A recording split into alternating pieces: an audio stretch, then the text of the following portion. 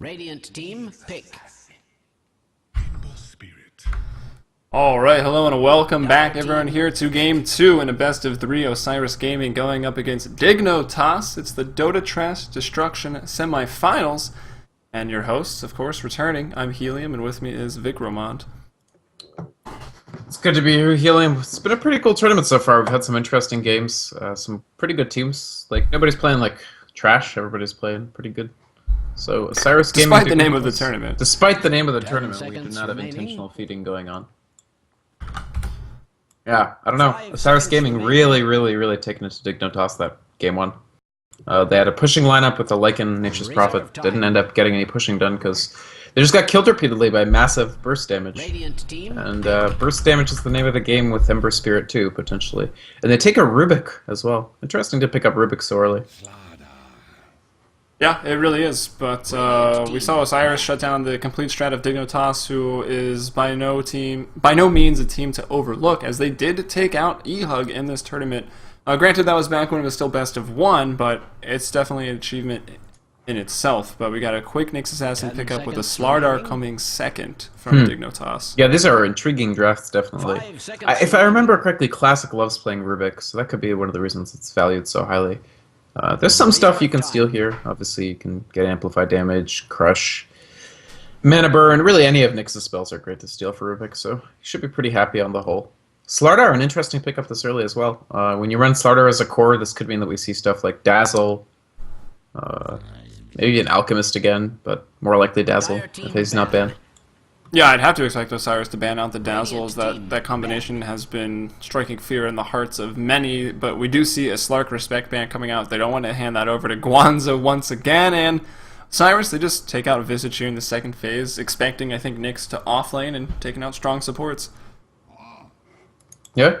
Clockwork the ban out as well, so they don't want to get caught out by that clock and have the Ember follow up by just jumping in and getting a kill. We'll have to see how Ember does this game. I mean, it's a hero that's very feast or famine. Very strong. Lots of potential, but certainly can be held down and killed, especially if he doesn't get early levels and that first jolt of farm. Yeah, now waiting here for the fourth ban from Osiris. So yeah, like you said, I think these first picks are strange. I mean, you don't see this combination a lot. I think Nyx Assassin and Slardar are both great heroes, but normally you'll see like a quick Dazzle Slardar or something that synergizes maybe a little more than this. But these two heroes, they can get Blink Daggers. They can be strong sources of initiation for their team. Rubik, still a fantastic support, but not quite what he was. Maybe better to get him later when there's definitely some abilities you can see that you want to steal, but we'll see. And Ember is arguably OP, so... I don't know about that. I mean, he's very strong, so maybe we'll see some changes. It's tough to say. It's a hero that's very execution dependent, so obviously you see any sort of power in it highlighted at this level of play, the higher levels. I don't know. We'll have to see what happens. There's no Dazzle ban, so they did go for the Nature's Prophet. They still fear the potential of that split push. Even last game, like, they definitely had to do a lot. Osiris was going to great lengths to make sure that push boulder didn't get rolling with Risk playing on the Nature's Prophet and having a pretty good early game. So they banned it out anyway. And I have to think this does mean that Dignotoss is going to run Dazzle, but maybe they won't, I don't know. Well, the puck gets picked up right now, so they do have another big source of initiation. Ember Spirit also can initiate. Big Dream Coil, taking a Fire Remnant into a fight by a sleight, and then a Sleight of Fist. That's a ton of AoE damage. There's also this potential Silence from Puck, which could hurt Dazzle. But they're not going to go for it. They're going to go for Vengeful Spirit. Damage amplification by multiple methods from both Vengeance Aura and more armor reduction from Wave of Tear. Yeah. Vengeful Spirit is a good pick here, I think. As you said, the Midas armor is really the major factor. And Dazzle is very vulnerable to Puck silences. Vengeful Spirit is a little more survivable without it being able to cast her spells, so that's another nice feature of that. I think this is a pretty good lineup to start out with for Dignotoss. The Puck is a big wild card to me. In fact, this is kind of a wild card lineup in general. Again, they've given themselves a ton of burst damage and a lot of capability to just take out a couple people and make the fight untenable for Dignotoss. But Puck, Ember, and a lot rides on Slardar's positioning and Slardar's ability to get strong slithering crushes that they can take advantage of. Yeah, that is a really good point. I mean, Ember can be devastating, but he's got to get the farm to become so devastating. And this lockdown that they do have with Vengeful Spirit, with the Magic Missile, the Slardar Initiation, the Vendetta to Impale, definitely going to be very, very powerful. Not to say Ember Spirit can't try to dodge some of that with Sleight of Fist, and then we see a Morphling to get picked up here. So, Puck, he's slippery, hard to kill. Same could be said for Ember Spirit, even though I just said Dignotoss has a good lineup to kill him. But now when you've got a Morphling also so hard to kill, Dignotoss is going to have to put in work. Yeah. Wow, Morphling. Shadow Fiend's a cool pickup here as well, because the least talked about aspect of Shadow Fiend is that presence of the Dark Lord, but you can continue to build a minus armor strat around those heroes. If they were only on Dire, if Dignotoss were on Dire, they could actually probably Roche with this lineup. Even with Dazzle, or even if they added like a Baden or something, they could absolutely take a level 1 Roche. It's too hard though on Radiant. They'd have to be pretty gutsy to go for that from the Radiant side. Yeah, I mean, Roshan should die quickly. They could go for, you know, that TP to the middle tier 1, which really can't be contested. Yikes, it's to attack you. But then again, Puck is a pretty crappy level 1 fighter. Ember is not great. I don't know.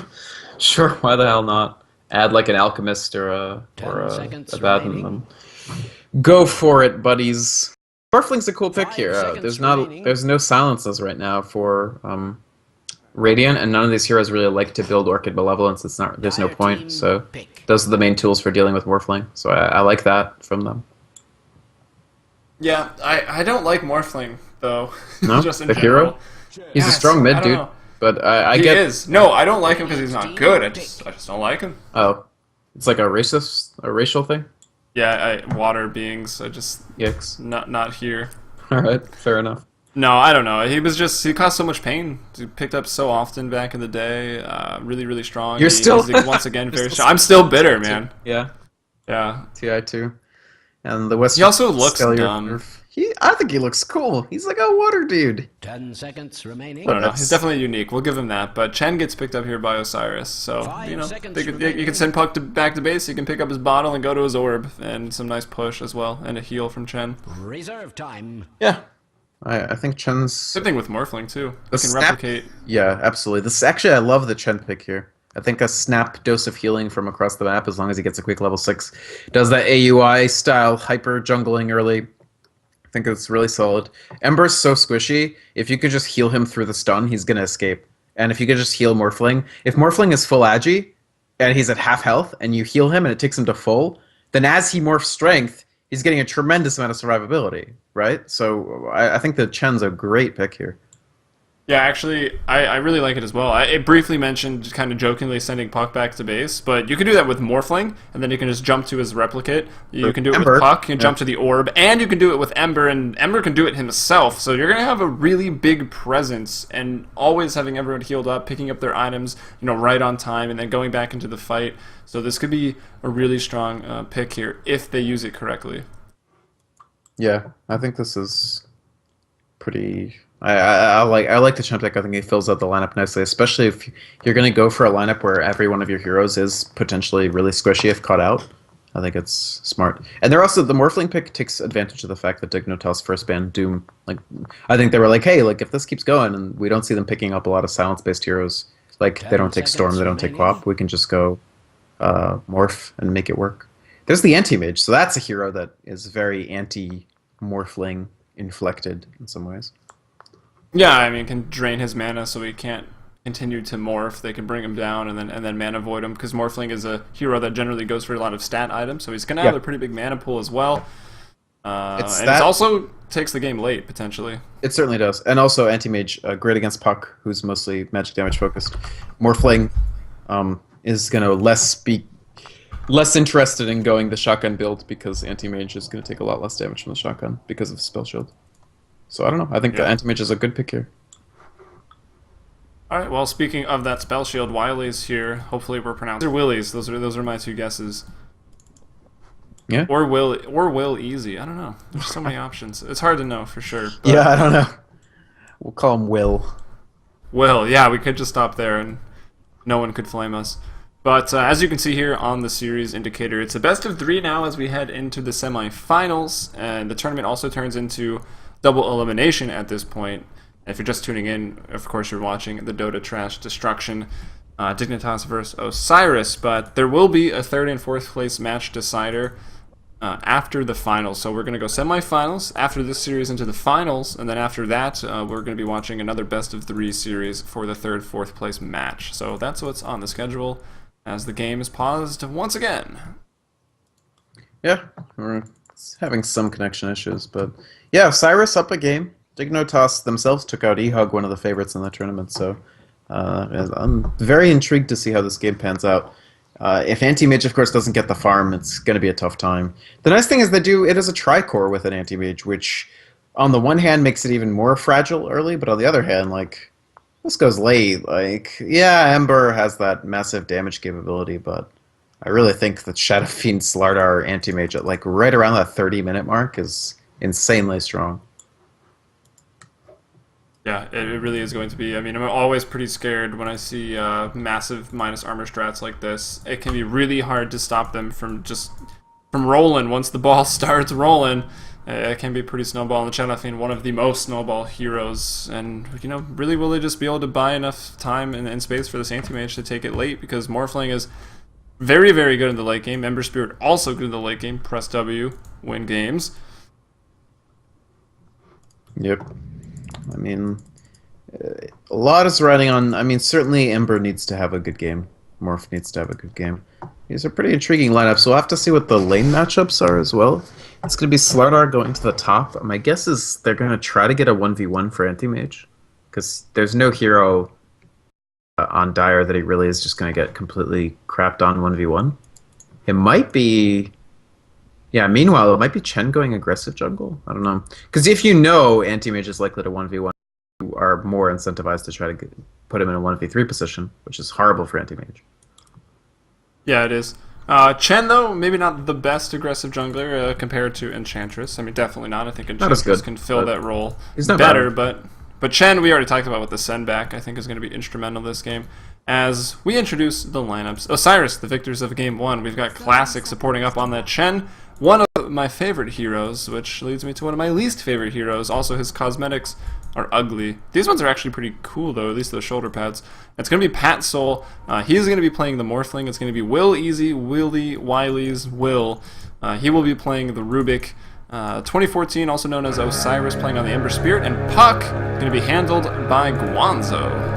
Yeah. And on Dignotoss, down a game, trying to come back in. Nayrok on the support Nyx Assassin. Derp on the Vengeful Spirit, has his stun already.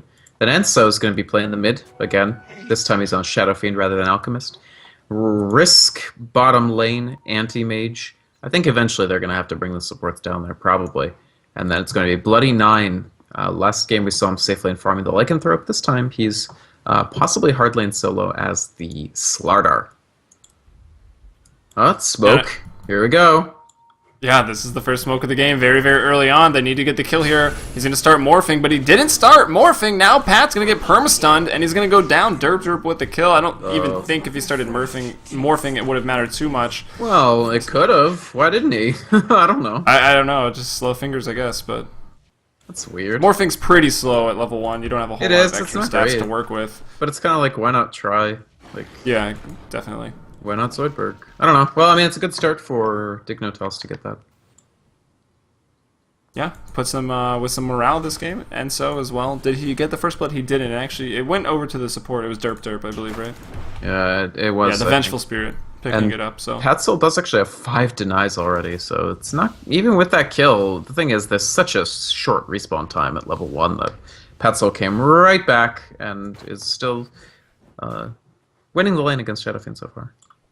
Yeah, just bringing back the power of the mid Morphling. I guess we got to credit Arteezy for really pushing this back into the scene. I don't know if that's fair. And then, of course, he buys a Midas, because, you know, why not? So we'll see if Patsoul wants to follow suit with that. But the hero, now that it can attack and cast items back in wave form, it's back into the game. Bottom lane, though, a lot of aggression here early on. And then Pale is off the mark. Wily's is going to be able to salve back up, so will not go down, but, you know, forcing out a lot of regen. Yeah, I think they can afford to be a little aggressive. The main issue is that Venge's mana pool is pretty horrible, and he's going to have to find a place to safely Clarity, which he can't right now because the Tornado's chasing him, but he's going to do it eventually once he's safe. Yeah, I think they can. They can and should be aggressive. Rubik has very low lane presence. Chen obviously right now is just using this creep, and that's about it. So I don't know. I think they should, even with the anti-mage, be as aggressive as possible in this lane. Try to keep the Ember. Well, he's only level 1 right now, and actually he is up top. Did he just walk that Wildkin all the way down there, or did he switch lanes already? He switched up, I believe. I wasn't really watching him closely, but no, I think he got the Wildkin here and then went. Look, well, never mind. Whatever. Yeah, I thought maybe they could just push down this tower pretty hard, but I mean, it's difficult definitely versus tri-lane, but they don't have a lot of counter push. Venge is gonna spit, and then they're gonna try to gank Slardar. Yeah, it should be pretty manageable. Nice block. Nice crush. Yeah, the crush was even better though. No, not allowing him to get off the split. Guanzo, they're going to go forward and not able to get the kill, but forcing out regen. It should be noted that Bloody Nine started with 8 tangos and a salve, of which he only has 3 tangos now at 3 minutes. And Guanzo's farming very well. It's not the easiest lane for Slardar, but still, that crush was so good. He hit the bear, the hell bear, and the Chen at the same time, managing to avoid that quick thunderclap that the bear would use. But now it's going to be even harder because it's going to be a dark troll now. Yeah, the net is going to be a little harder to dodge, so we'll see if Classic wants to rotate over there again. Although when you rotate early like this on a Chen and you don't get kills, and even sometimes when you do get kills, it's not that power jungling to get to level 5, get to level 6, but here they go for it one more time. Guanzo's up to 5, the net goes out. Now the orb, this should be the kill. The crush though, now they won't be able to get off the waning rift, so Bloody Nine lives once again. Nicely done to escape that. The offlane Slardar, it's real. Definitely. Offlane Slardar, too legit. If regen rune bottom, wonder who's going to grab it up. Neither of these heroes really is that amazing with the regen rune, more so than SF. SF just face checks, yeah. There's no wards on the towers, on the rune spots at all for Radiant. Meanwhile, Ember is in trouble. Yeah, Osiris is in a lot of trouble. The lift up there by Rubik trying to save him, but Risk still has another blink here in 5. He's actually going to give up the chase here. 2014 salves up. He's completely out of mana. Does he have his own bottle? I want to check here. The Courier, there are 2 bottles, so the other one likely Embers. Meanwhile, top, Classic and Guanzo, they're going to get the first tower of the game. Ember got the regen rune, so he's actually all the way back up to full. Radiant's top tower has fallen. Yeah, nicely done. His bottle is it his bottle? Let's see. No, it's actually Guanzo's bottle. So potentially a 3-bottle team for Osiris if Osiris himself wants to go for it. Lift up here, and there's the Bolas coming out here onto Risk. Can he blink away? He can just in time, and also going to force out a salve there. So some trades of damage and regen. It looks like we're going to see him get that fast ring of health because he hasn't bothered to get boots, which does mean that his chase is extremely mediocre, even if they do land some stuns. But the main story for me right now is, yeah, they got the tower top, but Shadowfiend's doing incredibly well. 31 for 13 is a very legit score. He has his power treads pretty soon. Can move on to bigger items. Yeah, now, you know, picking up the Necromastery, the Soul Assumption here by Enso. It's really hard for Pat to get these last hits in. I mean, he's down like 30 damage at this point. Yeah. Morph is not excelling that much. He has basically Bottle and Wraithband and some money, so we'll see if he goes the RTZ Midas or not.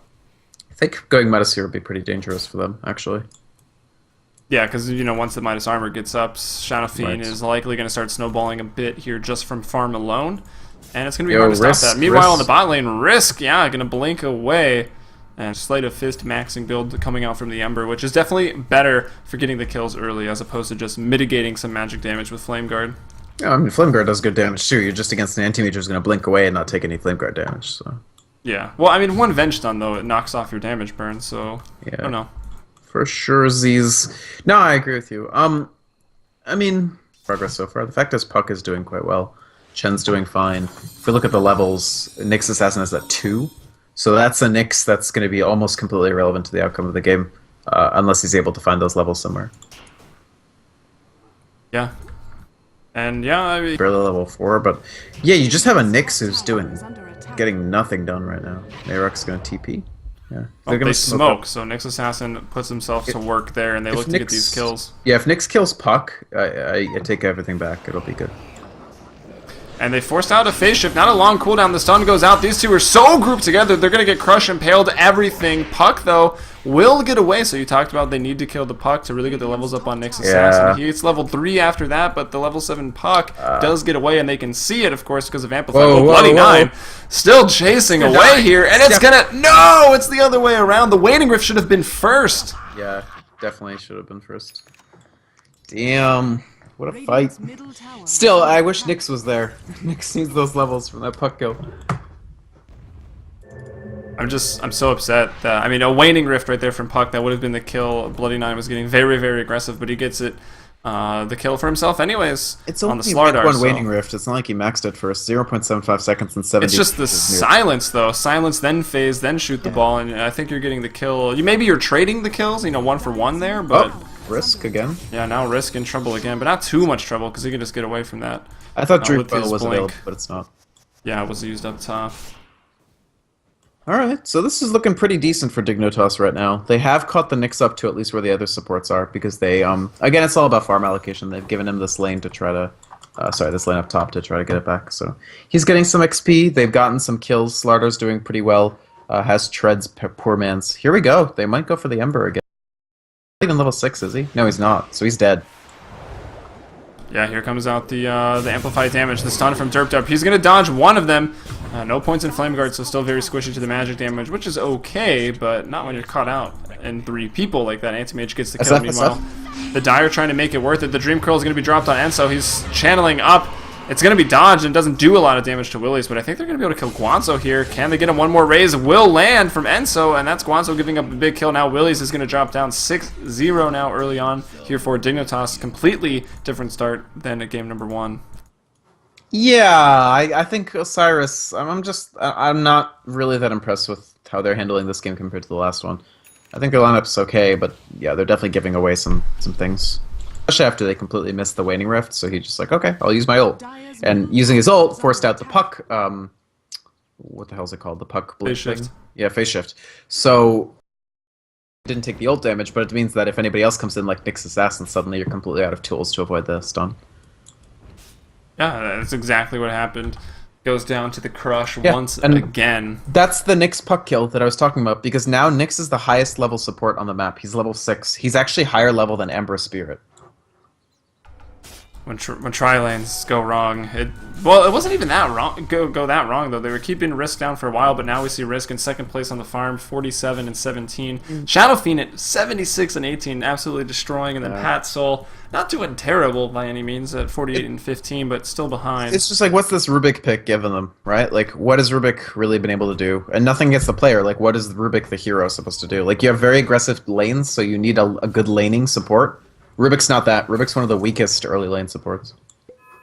Yeah, he really is. Maybe, yeah, I don't know who could be more aggressive in that role. Maybe There's even a a lot. Disruptor, I guess, to just back the Anti-Mage after he blinks, because they could have been stringing some of those kills together. Or they could have taken the Venge, or Dazzle, or a lot of people. CM That is was true. not Oh, bad. here's stun in the bottom lane. Willies is going to be in a lot of trouble. CM is a good point. Here comes Ember Spirit, though. The bullets go out. Willies still alive right now as they try to kill Derped Up. Anti-Mage looking for him, but here comes Bloody 9 to end all of the fun. And Osiris almost out of mana. Patsol wants to get involved in this fight, but can they take down the very, very tanky Slardar? As Rubik going to be the first to fall in this engagement. Slardar getting pretty low. Osiris still alive somehow after that. They get him now. Puck coming in, looking to take out Risk. This is a good turnaround from Osiris, I think. They've still lost 2. Oh, they're going to lose more, though. Patsol goes down. He's out of mana. He can't do anything. And now Risk. Talk about the turnaround the other way. Dignotoss going to get another. They kill 4, and it's a triple kill And a for this tower. Anti-Mage. Yeah, triple kill for Risk. He gets the assist also, and you take a tower with the Shadow Fiend, who doesn't have to participate in the fight. Has a Midas, has 1,300 gold, going to clear out another wave. Couldn't have gone any worse for Osiris, really. I mean, yeah, okay, they killed Slardar. They're going to get SF because he's just way overextended, but still. Oh, yeah, sorry. Missing that SF kill there. I saw some people talking about what's with the lag. I frames for a moment, but hopefully it doesn't get much worse. I'm not sure what's going on, but That fight was just weird. They committed to it so heavily, and they kept bringing people in one at a time when it's... like, underfarmed Morphling's not going to turn around to fight for you. Like, what does he do? What do these heroes do when they're underfarmed? Like, not a lot. yeah, I mean, he brings decent damage with his waveform in an AoE, and he was out of mana pretty quickly, and then turn just the suddenly died tides. to Bloody 9. See what you did there, Helium. Yeah, water references. Hashtag. Yeah, alright. You're right. I mean, Morph can do some damage, but even Puck, yeah, he used to be doing very well, but now he's behind on the levels. He's a level behind Slardar, who's his opposite number on the other team. He doesn't have Blink Dagger. He'll get it in about 300 gold, so about 2 creep waves, but even so, Blink will help. Will it help enough? I'm not actually sure. And so in a lot of trouble mid lane, though. This could be the pickoff that they need, but it's not going to be. He throws out the ultimate. The raise is landing again on Osiris as he looks to run away. That raise is going to be off the mark, so no one dies there. Ultimate used by Shadow Fiend, but that's not an ultimate you necessarily just need online to fight. You really don't. I agree with you completely. I mean, SF, don't get me wrong, SF Slardar is a pretty fun combination if you stun into the ult. Like, remember the Vacuum Slardar stun Shadow Fiend ult from Orange in the TI3? But it's not strictly necessary, and it's just a levels game. Like, if Ember is 11 and he's fighting level 11 Shadow Fiend, of course Shadow Fiend dies there. But it's a level 7 Ember. Like, yes, he's got Sleight of Fist maxed, but he's not doing that much damage even when he shoots out the Sleight of Fist. Yeah, now Nayrok going for this gank. That's going to be Impale first. They're not worried about the extra damage from Vendetta. They've got him down with the Amplify. Although Pat Soul hanging on with the Chen heal as he's morphing over to Strength. They actually don't have quite enough damage, but I think they can get him here with another Crush. Pat Soul will go down, able to live for a while. TP response is a little slow, and that's another pick off of the carry. It's 11-2, so this game a complete opposite story of number 1. Yeah, and also the fact that they use the Chen heal means that now they don't need to worry about the Chen heal at all. So they honestly can just probably keep going, at least a bit, pressure the Ember Spirit. If they get the swap off... Which they do, and this could be a dead Ember Spirit, and it is a dead Ember Spirit. Let's fight, but a lot of his team on the bench right now. Yeah, all they needed was for the swap to happen, and they were guaranteed to get that kill. 4-0-6 for Derp Derp. Legit. Yeah, and he goes for the urn as opposed to maybe a medallion, so they're picking up the heals there. Early mana boots here on Nayrok, who was so far behind early, but you mentioned getting those key kills, and the Ember still, he's tied with the Puck. Chen classics up to level 8, but so far not able to do that much. He might actually go down here, the stun out. There's a net available, but it's not going to matter, and he just... Close to over, because AM hit a pretty decent Battle Fury timing, 14:30, and then Shadow Fiend has BKB pretty soon. I don't know. It's not a lot. Kwanzaa permastunned once again, and going to disappear into the jungle. But these Chen creep are dead, so that's a really big deal. Pickup. Actually, yeah. To take out those Chen creeps, those were 3 strong Chen creeps, especially the Dark Troll and the Centaur. So it's a lot of time that Chen's going to need to reestablish himself in the jungle. I don't know. This is a really solid game from Dignotoss. I like the way they played it. Yeah, they definitely don't want to be eliminated from this tournament. From the looks of it now, this will be going into a game number 3 with the first game not taking very long, and the second game doesn't look like it could potentially not take very long either. Anti-Mage gave him a triple kill. He's already got a Battle Fury and They call the GG. Might not take very long. 16 minutes. Yeah, so I am a prophet. You are a prophet. I mean, what were they gonna do? Morph's 3 levels behind the SF. Like, and AM has the Battle Fury. Like, yeah, you're not gonna actually lose for another like 10-ish minutes, but you're gonna lose really hard in 10 minutes. Like, they decide to just go to game 3, and I don't blame them. Yeah, well, it definitely is accelerating the semifinals here, but this just goes to show you. I mean, Osiris, I see someone in the chat saying Osiris is getting clowned on. Well, Osiris clowned on Dignotoss in game number 1. It's a complete reversal, and you can just see how dependent or draft dependent the metagame is right now. I don't think their draft was that bad. Like the Rubik, the Rubik's was the most questionable. It's like second pick Rubik didn't do anything for him. Draft/lane setup dependent. Yeah. And of course, you know, bringing different levels of play to each game 1 and game 2. But either way, good teams can stop each other and then stomp right back, as we see here in the semifinals of the Dota Trash tournament. Hopefully my internet stabilizes as we head into game 3. Otherwise, I guess we'll hand over